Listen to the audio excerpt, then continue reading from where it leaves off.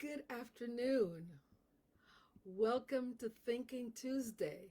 If it's Tuesday at noon, you know it's Thinking Tuesday. So thank you again for joining me. I'm so excited to be here with you again to share a few thoughts of mine about our thinking. So, why is it that we come here on Tuesday at noon?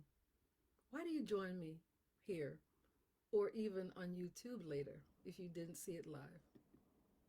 It's because you're also interested in elevating your mind and stretching your thinking, which is what we do here on Thinking Tuesday, isn't it? So, welcome for those of you who are joining for the first time, and welcome back, those of you who are here every week at noon on Tuesday. So, for a few minutes on Tuesday, and I know that we don't only think on Tuesdays, we're thinking all the time. All the time we're thinking, but we're not necessarily always aware of what we're thinking. But for a few minutes on Tuesday, we take some time to intentionally schedule time. We intentionally schedule time to think about, to really examine what we're thinking, why we're thinking what we're thinking, and how we're thinking, what drives our thoughts and our mindset, and what new thoughts can we entertain to examine or to enhance our mindset and to move us in the positive direction to achieve our dreams and our goals. That's why we're here on Tuesday, but we're thinking all the time because our mind is truly a garden and our thoughts are truly the seeds that we plant. We know that we can choose to grow flowers or we can choose to grow weeds. And I always choose to grow flowers, which is cultivating a positive mindset. That's the cultivation of the flowers that we refer to, the metaphor that we use on Thinking Tuesday. And instead of growing weeds, which are the negative, self limiting thoughts and beliefs, we choose to grow flowers. And I hope that you do as well, because I certainly do. So today I want to share with you some thoughts about what makes for a successful outcome. How do we attain our dreams and our goals? And I always say it starts with our thinking. If I asked you right now, what is the result of adding 1 plus 1? Without hesitation, you would say 2, right? That's what we learn. And then if I ask you, what is the result of adding 1 more? You would say 3. Of course, because 2 plus 1 equals 3. This is a basic concept that we learn even before we formally enter into school at a very young age. We love to hear our children or the young ones in our family, or we even remember how it was with us when we were growing up, when we said our 1, 2, 3s, our ABCs, right? We learn those concepts at a very, very early age. But as we get older, we can also appreciate this concept even more as we see how we can leverage that financially by saving, for instance. We start out with a piggy bank. Some of us did. Or if we didn't have a piggy bank, we used an old can and we made a slit in the top and we dropped our pennies or our nickels or our dimes in there. Remember that. But we started using this concept 1 plus 1 equal 2, 2 plus 1 equal 3, and so forth and so on. And then later on, we moved on by putting our money in some financial institution where we can accumulate interest and accelerate our savings even more. Even though these days the regular financial institutions are not giving us anything, almost nothing. But the same concept apply. We've tried to find some financial institute that's going to enhance our savings, right? The point I'm trying to make here is that when we develop an awareness of how things work, when we develop that awareness of how things work and it becomes part of how we do things without even thinking about it. It becomes automatic. Or we make a connection and intentionally go about setting up a plan or making a way to incorporate that particular awareness, whatever that is, into our daily habits to achieve what we want to desire, what we want. However, sometimes it takes a little while for us to see the connection between things. We don't always see it right away. Or we know sometimes of the possible connection, but we're not fully appreciative of how that connection works. We don't fully appreciate it. We have a glimmer of it, we have some idea, but we're not fully aware of how that connection works. And there are even times when we see the connection. So we see the connection and we fail to use the knowledge in a productive manner. So sometimes we don't know, sometimes we know, but we don't use it in a productive manner. So my message today is about the connection between awareness and action. Being aware and taking action. To be aware is to have the knowledge and the understanding that something is happening or that something exists. That's awareness. We become conscious. We become fully aware of something because it is revealed to us, either by direct experience, in some believable way. It's revealed to us, either through direct experience because it has happened to us, or it has happened to someone that we know, or we have read about it and we understand the connection, or it was shared with us in some way. So our consciousness is raised when we become aware of something. It is now available to us to be used as a reference point or to directly have access for us to be used, for us to use it. So it's used as a reference point, or we have access now to use it. But awareness in itself, because we're aware of a lot of things, awareness in and of itself has no real value if it's not coupled with action. And I'm learning that every day. We can be aware of things, but if we don't take action, what's the value of it? Without action, there's no movement. And without movement, there's no progress. Well, sometimes we can use the excuse, we can excuse the lack of action, I guess I should say, sometimes when there's no awareness. So if we're not aware, we can't act because we don't know what we don't know. But we can't continue to hide behind this because as part of our personal growth, we're all responsible to always learn and raise our awareness and seek new knowledge. That's our responsibility as individuals if we don't want to remain stagnant. We have the choice of taking action or not taking action. And when we don't take action, we are in fact taking action. We're taking action to do nothing. And so things happen to us instead of us making things happen.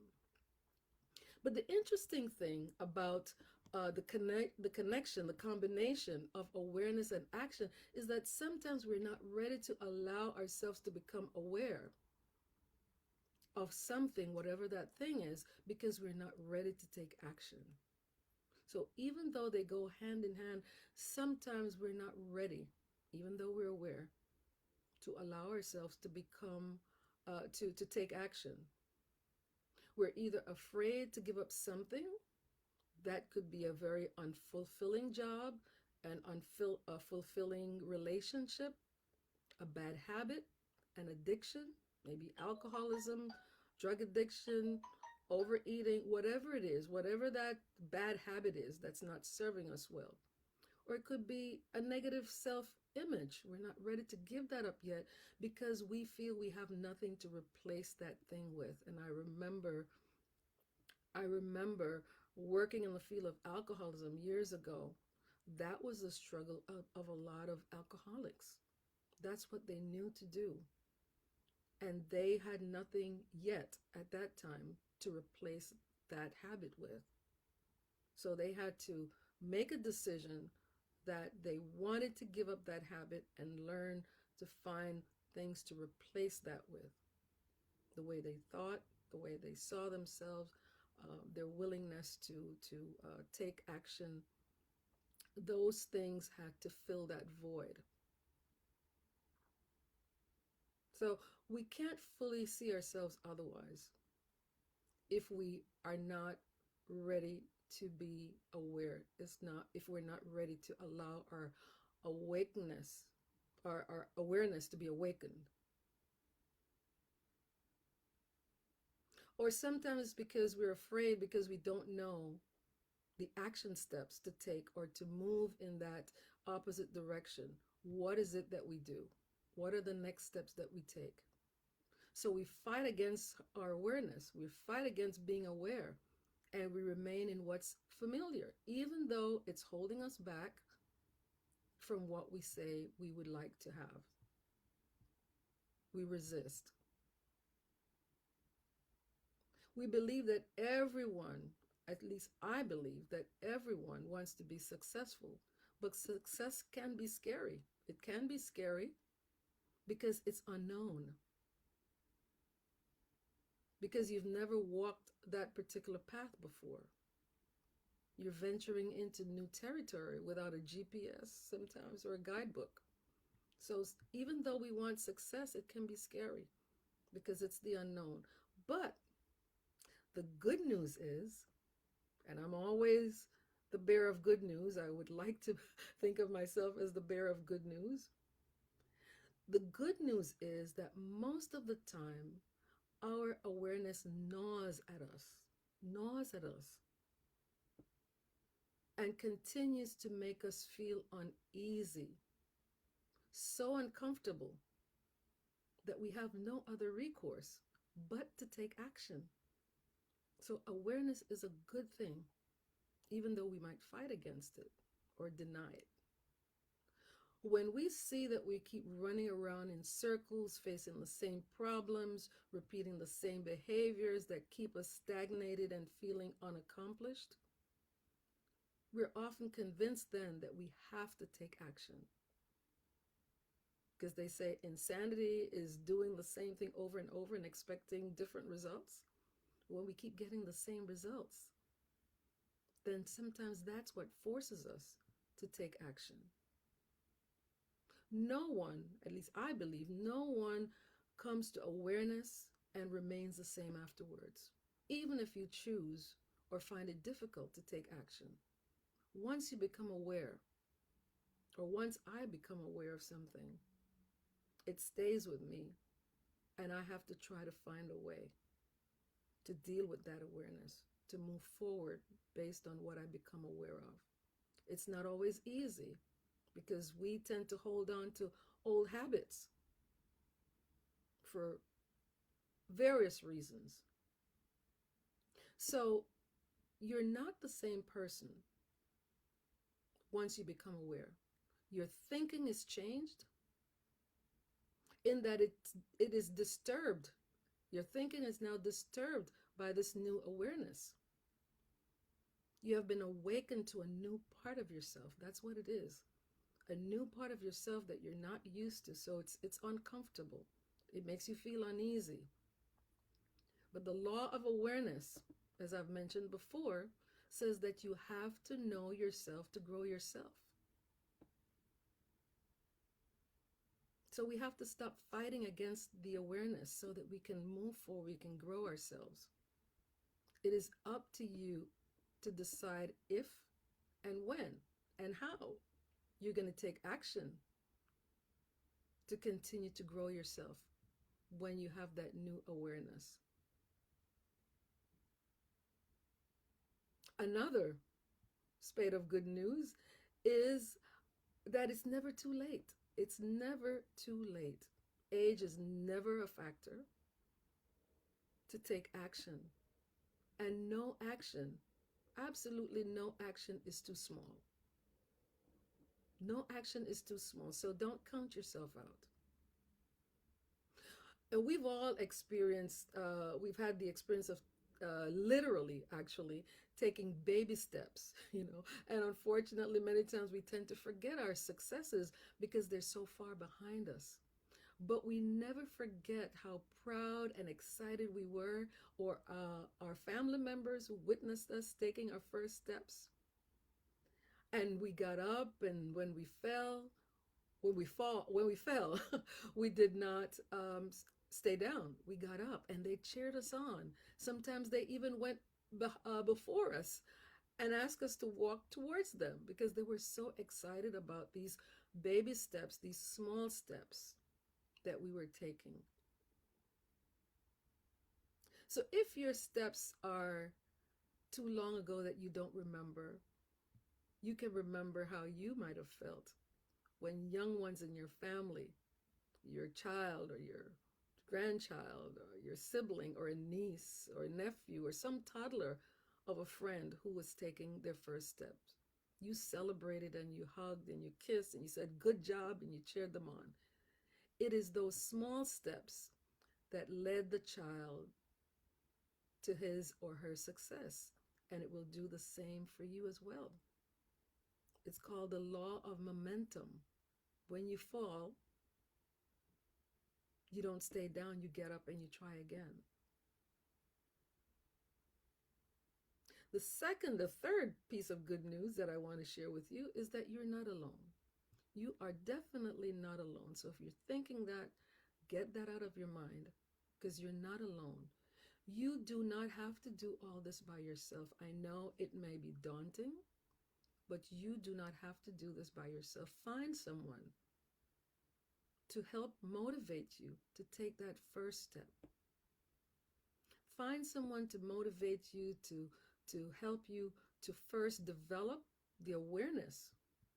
Develop the awareness that's getting of those things that's getting in the way of your personal and professional growth. And sometimes they're right below the surface. You just have to have someone who will ask you the right questions to help you dig a little deeper, to help you excavate, as I like to call it, and try to find those things that are already inside you that helps you to become more aware of your potential. Also, find someone that will help you take the action based on that new awareness. Because as I said before, awareness in and of itself really has no value unless you start to take action based on that awareness. And then thirdly, find someone who can help you develop an action and accountability plan. Because when we're starting a new habit, when we're trying to change behavior, we need to be held accountable. Ultimately, it's the best when we can hold ourselves accountable, but we know that that's not always easy when we're trying something new. So find someone to help you be accountable for those actions that you want to take and to help you build the momentum. Because now that you've taken action, you want to build the momentum to make those changes that you desire.